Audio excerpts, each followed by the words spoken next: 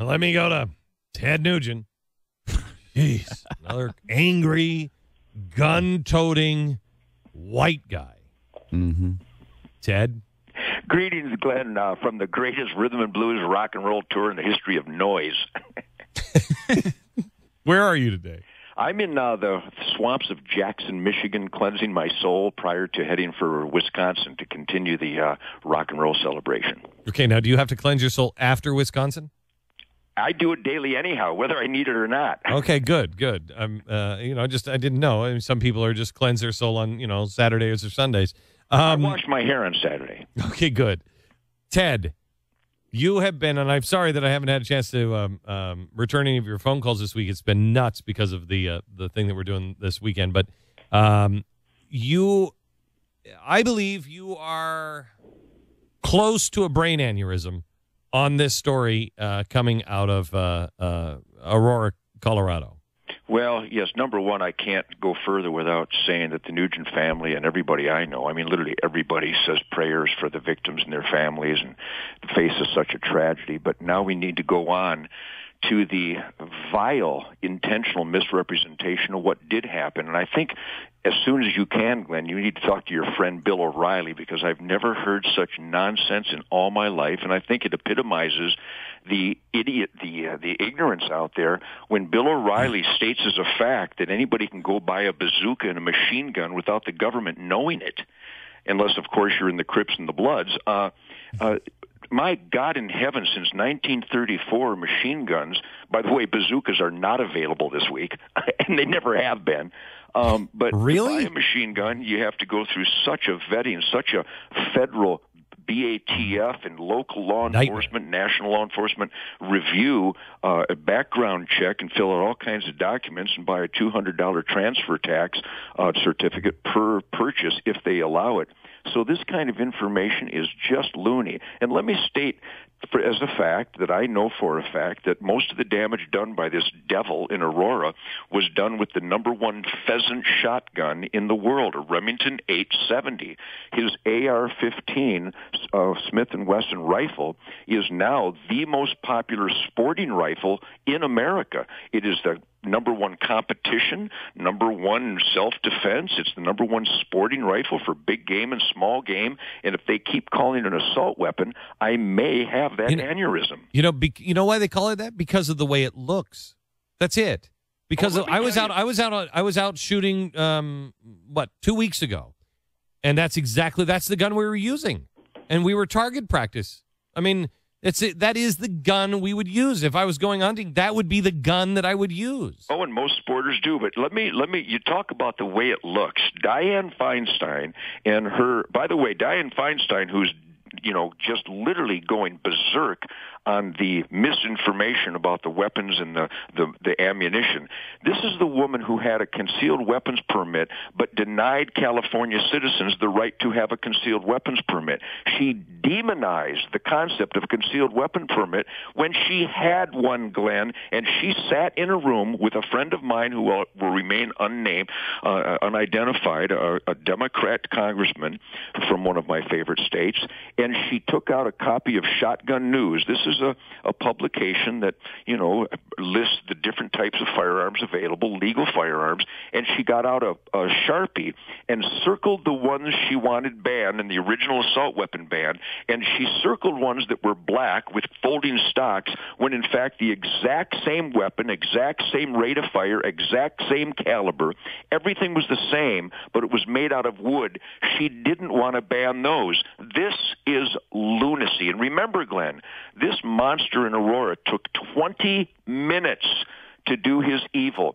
In 20 minutes, you don't need an assault weapon, you don't need a machine gun, which he didn't have either of, but you could do more damage with a single shot or a bolt action because he had 20 minutes. Here's the thing. And nobody I hear is talking about this except for people like us. If you had more people carrying a weapon, if people had a gun in their back and they were licensed to carry it, that guy wouldn't have gotten off more than 4 shots. And I'm sure you've covered it because there was a shooting like that in a church in Aurora this year earlier that was stopped because a guy had a gun. And I know the hysteria about tear gas and it was dark in the theater. Glenn, I am not making this up. Last week, my wife Shemaine and I were filming a segment for our Spirit of the Wild show, and we were shooting at watermelons surrounded by human silhouette targets just as kind of a competition, and from 20 feet and from 20 yards, and we were shooting from every imaginable angle, undercover, from sitting, from squatting, from prone position, from behind cover, and from in the open.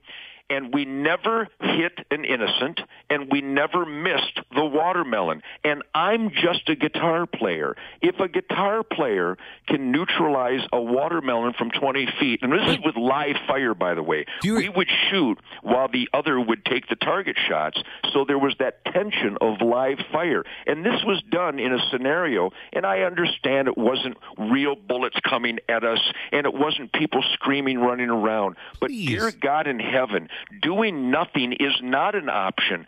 Training, having a firearm to neutralize an evil gun maniac is a way to go, and we train for that, and I wish I would have been in the theater that day. And so do I. I don't mean to monopolize here, but heroism, warrior action was performed that day by men who dove in the line of fire to save their loved ones. They were a warrior, but they were unarmed warriors.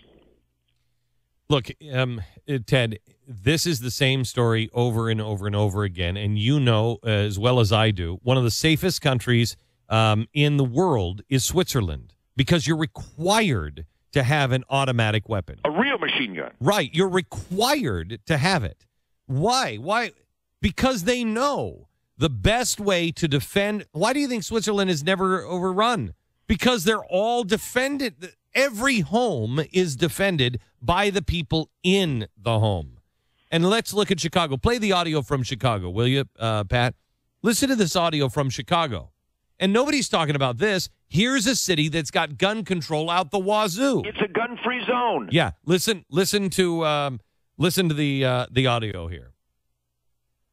6 people are shot within 15 minutes on the city's south side. 1 teenager is dead. Nancy Lewis at Area 2 Police Headquarters. She has the details. The city's homicide rate is up by about 39% so far this year. Faith leaders called for a stop to the gun violence. And one pastor said bluntly, "We are tired of doing funerals." Community activist Andrew Holmes is also urging local radio stations to stop playing gangsta rap music, which he believes has only encouraged all the shooting and killing. Of course it has. I mean, Ted, you know, does music affect people? God knows it affects me, but in a beautifully positive way. And it does affect people negatively. If you talk about crime and you celebrate crime and you glorify, evil and criminal activity, it's been going on for and many nobody's years, talking about that. Nobody in the news, they're talking about gun control, gun control, gun control.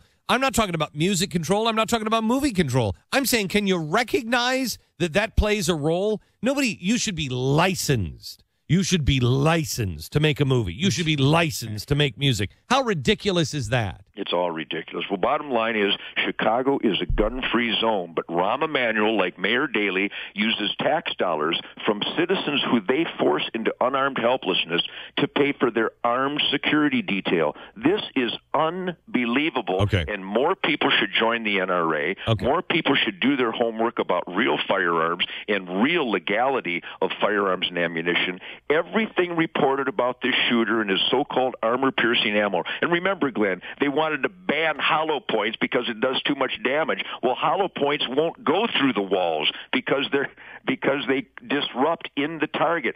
There's so much misinformation out there that I pray to God you'll talk to Bill O'Reilly because I'm on his show tomorrow night. He's screaming that people can go to the local florist and buy a bazooka.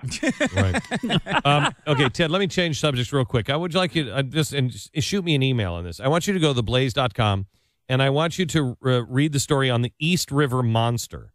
There's 3 pictures of this thing. Have you guys seen this on the Blaze yet? There's 3 pictures of this animal that is washed up on shore from the East River, and nobody knows what animal this is. And you know animals, maybe you'll know.